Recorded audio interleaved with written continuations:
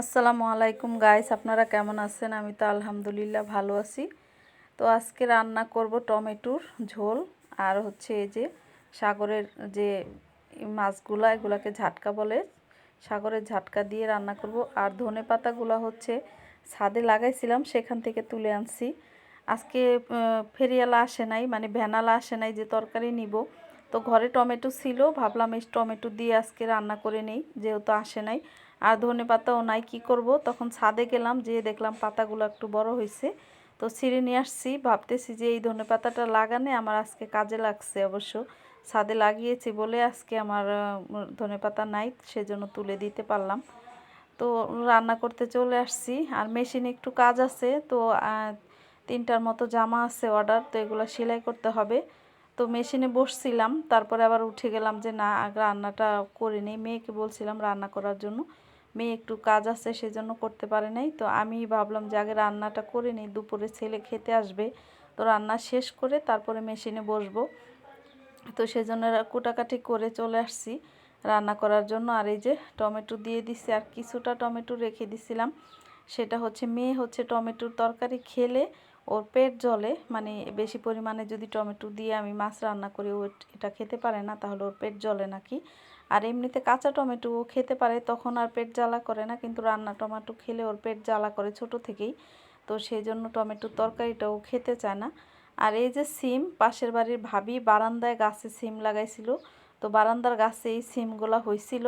তো উনি একদিন পেরে খাইছে, আর আজকে আমাকে হচ্ছে পেরে কিছুটা দিছে। তো মেয়ে বলতেছে সিমগুলা ভাজি করতে, আমি বলতেছি অল্প একটু সিম ভাজি করলে হবে না। তো সেই জন্য বলছিল যে ওর জন্য যখন আলু রান্না করব, বলছিল আলু দিয়ে অল্প টমেটো দিয়ে রান্না করতে। তো ভাবলাম তাহলে সিমগুলো ও আলুর সাথে দিয়ে দেই, তাহলে ও খেতে পারবে। আর সিমগুলো কি বলবো, গাছ থেকে একদম টাটকা পাড়া সিম, এত সুন্দর। আর রান্না করছি পরে যে একটা ঘ্রাণ বের হয়েছে, আর একদম গলে ভর্তা হয়ে গেছে। তো এই যে সিমের তরকারিটা বসাবো।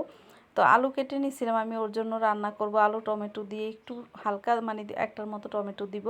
তারপরে ও পরে সিমগুলা নিয়ে আসছে, এসে বলতেছে আম্মু পাশের বাড়ির আন্টি এই সিমগুলা দিছে। তো ভাবলাম যে আলুর সাথে দিয়ে দিয়ে ও খেয়ে নেবে। তো এই যে আলু, টমেটো আর ওই সিমগুলা দিয়ে দিলাম। সিমগুলো একদম গলে গেছিলো, সত্যি কথা, যে ফরমালিন ছাড়া গাছ থেকে একদম টাটকা পাড়া। ওনারা বারান্দায় সার গোবর দিয়ে হচ্ছে গাছ লাগাইছিল। তো সেখানে যে সিম হবে ভাবতেই পারেনি। তো মাশাল্লাহ একদিন পারছিল প্রায় 250 গ্রামের মতো, আজকে আবার 250 গ্রামের মতো পারছে। পেরে আমাকে কিছুটা দিছে, আর উনি কিছুটা রাখছে। তো যাই হোক, সেই তরকারিটা বসিয়ে দিলাম। আর এখানে হচ্ছে টমেটোর তরকারিটা কষানো হয়ে গেছে, আর টমেটো থেকে অনেকটা পানি উঠছিল এমনিতেই। তো কষানো হয়ে গেছে, এখন হচ্ছে আমার কাছে হচ্ছে একটু ভর্তা ভর্তা করে নিলে টমেটোর ঝোলটা খেতে অনেক ভালো লাগে। আর আমি তো যেদিন এই টমেটো ঝোল রান্না করি মাছ দিয়ে, সেদিন একদম পেট ভরে ভাত খাই। আমার কাছে এত ভালো লাগে টমেটোর তরকারি, কি বলবো। কার কার পছন্দ কমেন্ট করে কিন্তু অবশ্যই জানাবেন। আমার তো ভীষণ পছন্দ টমেটোর ঝোল। তো এই তো ঝাটকা মাছগুলা দিয়ে দিতেছি, আর এই মাছগুলা খেতে খুবই ভালো লাগে আমার কাছে, আর আমার হাজবেন্ডের কাছেও অনেক পছন্দ।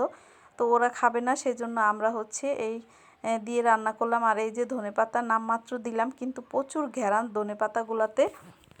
কাটার পরে আমার হাত থেকেই মনে হচ্ছে যে ফ্লেভারে আসছে, এত সুন্দর ফ্লেভার। তো খুব ভালো লাগলো। আর এই যে তরকারিটা হয়ে গেছে আমার, এই তরকারিটা, আর পাশের চুলাতে হচ্ছে ওই তরকারিটা দিয়ে দিছি। তো ছেলেও খেতে আসবে, তাড়াহুড়া করে রান্না করতেছি। আর এদিকে মেশিনে কাজ আছে, তো মেশিনে হচ্ছে কাজটা করতে নিছিলাম, মেশিনের ভিতরে রেখেই চলে গেলাম যে রান্না করতে হবে তাড়াহুড়া করে, সেজন্য। আর এই তো আলু সিম টমেটো দিয়ে তরকারিটাও কষানো হয়ে গেছে, এখন ঝোলের পানিটা দিয়ে দিতেছি। দিয়ে তারপরে তেলাপিয়া মাছ দিয়ে রান্না করব, ওদের জন্য হচ্ছে তেলাপিয়া মাছ নিছি। ও তেলাপিয়া মাছটা দিয়ে তারপরে ধনেপাতা আর একটু রাখছি, তো সেখান থেকে দিয়ে দিব। আসলে ধনেপাতা উঠাইছিলাম কিছুটা, তো পাশের বাড়ির ভাবিও আজকে যখন ভ্যানালা আসেনি, উনিও ভ্যান থেকে তরকারি নেয়, তো ওনাকেও 2-3টা পাতা দিছিলাম।